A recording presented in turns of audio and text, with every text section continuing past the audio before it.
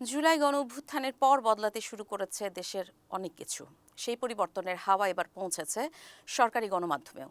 ১.৫ দশক পর বাংলাদেশ টেলিভিশন আবার খুলছে রাজনৈতিক দলের শীর্ষ নেতাদের জন্য জাতির উদ্দেশ্যে ভাষণ দেওয়ার মঞ্চ, যা ঘিরে তৈরি হয়েছে নতুন আলোচনা, নতুন বিতর্ক।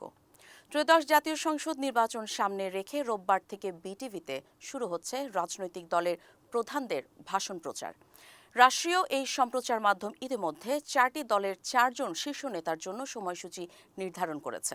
বিটিভির সূচি অনুযায়ী 8 ফেব্রুয়ারি সন্ধ্যা 6টা থেকে 7টার মধ্যে বাংলাদেশ খেলাফত মজলিসের আমির মামুনুল হক এবং সন্ধ্যা 7টা থেকে 8টার মধ্যে জাতীয় নাগরিক পার্টির আহ্বায়ক নাহিদ ইসলামের ভাষণ সম্প্রচার হবে।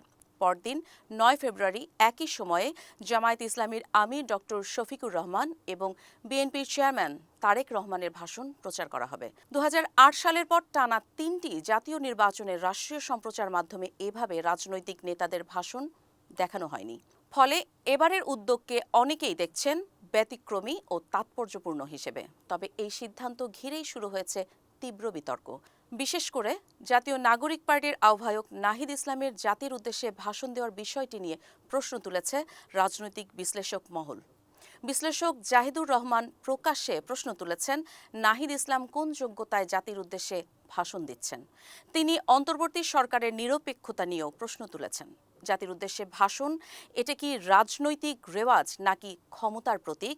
এই প্রশ্নের উত্তর খুঁজতেই এখন তাকিয়ে আছে পুরো দেশ।